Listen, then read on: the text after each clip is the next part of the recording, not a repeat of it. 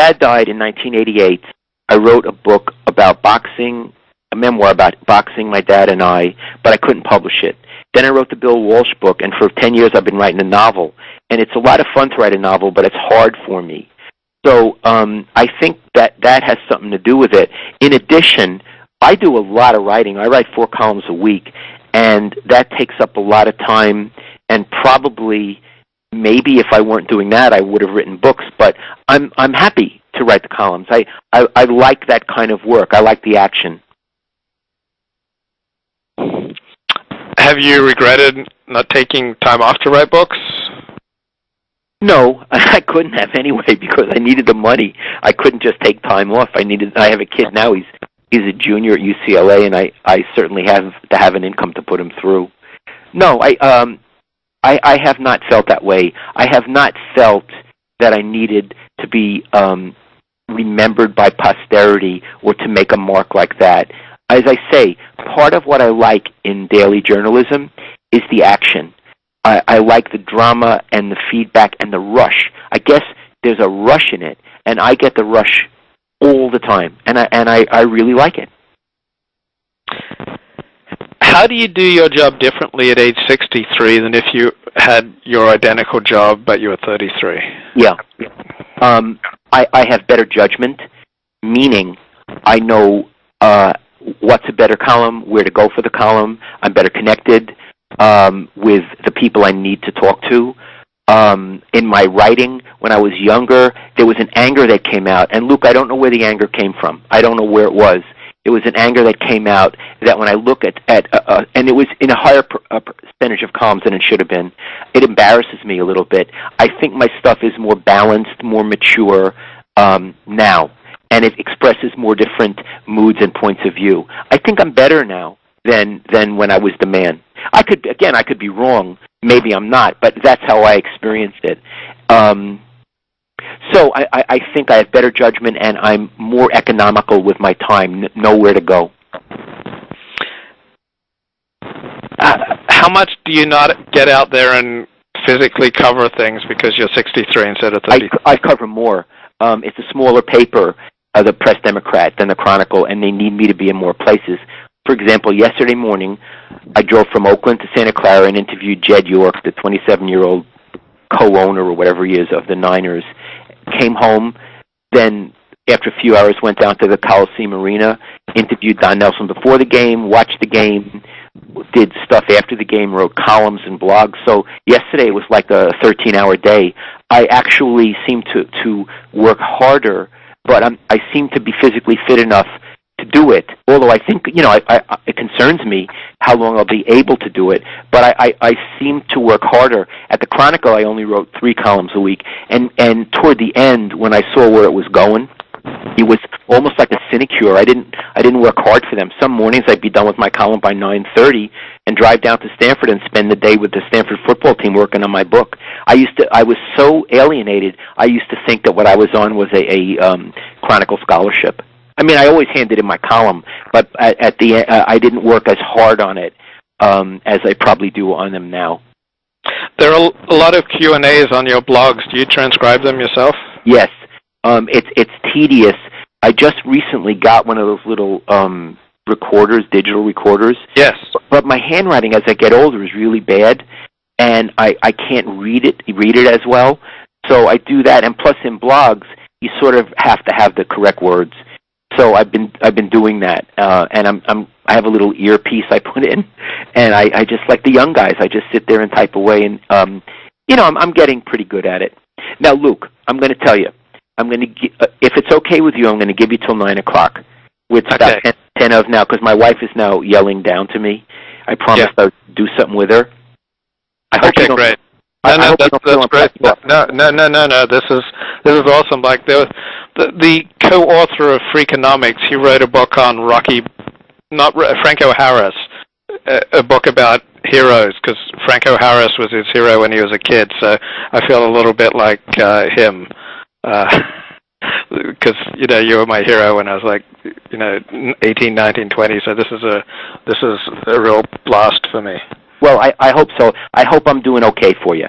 Oh, no, this is amazing stuff. Let me just think about what you've been saying and make the most of the last few minutes. Do you believe in IQ? God, that's such an interesting question. I want to tell you why. I'm going to give you a little background. Every year, the faculty at the writing faculty at University of San Francisco has to give a reading for the student body. It sort of equals the scales. And I'm currently writing an essay, like a memoir, and part of it is my mom giving me an IQ test when I was a kid. So I'm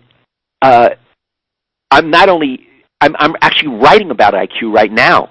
She brought home the IQ test because she was a sixth grade teacher. You got it in the sixth grade. She was a sixth grade teacher in a different school from mine, but it was standardized. They gave it in every school in New York that Friday. So Saturday morning, I finished breakfast, and she says, "Are you done?" And I said, "Yeah." And she says, "Are you relaxed?" I said, "Sure, Mom. What's going on?" She goes, "See this here?" And I looked, and she says, "This is the IQ test you took yesterday. I want you to fill it out exactly how you filled it out yesterday." So, because she wanted to know my IQ. So I guess the enlightened answer would be I don't believe in IQ because it's a numerical number on intelligence, but deeply in my heart, I believe in IQ as much as I believe in Judaism, because that happened that Saturday morning, and always in my house, the two questions would be, is he Jewish? Is he smart? And I always think about those things. Now, whatever creativity I have has nothing to do with my IQ. I know that. It's a different thing. But I am aware that I'm a fairly intelligent person, and I tie that into my IQ. Do you have any thoughts on the decline of the newspaper as a business proposition and a journalistic proposition? It breaks my heart. I love a newspaper. I love the way they look. I love the way they feel. I love the way they crackle. I worry about being out of a job, and some of my friends are out of jobs. I hate the idea. I'm very conservative in my mentality, and I hate the idea that mode of thinking and reading and behaving is becoming extinct. I'm not thrilled with what's replacing it. So it's a cultural passing. It's sort of a death, and it makes me very sad. I love the way the New York Times looks. It's not only that I really like the paper, but Sunday morning when I look at that front page, I like the type, I like the layout, I like the way it looks. Do you think there might be real significant physical differences between different types of races that might account for why there are a higher percentage of certain races in certain sports and certain positions? And long-distance athletes come from a particular part of Africa, and sprinters, I think, tend to come from a certain part of the Caribbean. Do you have any thoughts? I'm not. I have no expertise in that field, so whatever I would say would be ridiculous. So I'm just going to pass on that one. How do you feel about how race is covered by sports writers? Okay. That's the hardest question you've asked me. I know that African American athletes feel that they're basically covered by a white press, and that there's some sort of a cultural barrier, and that we don't understand them or represent them quite accurately. And my feeling is they're probably right. But because I'm a white guy, I don't understand. I don't have their point of view. I have my point of view. I do think it's an issue. I think it would be great if there were more African American sports writers, and if they weren't only covering the NBA. They always seem to put them on the NBA, and that's a stereotype as well. I wish they were all over the place. More. But if you're asking me, is there a resentment from white writers to black athletes? I don't think so. I mean, I haven't seen that. I think there's conflict between athletes and writers. I don't think there's any more between writers and black athletes. I think one of the biggest, if not the biggest, faux pas that you can make in education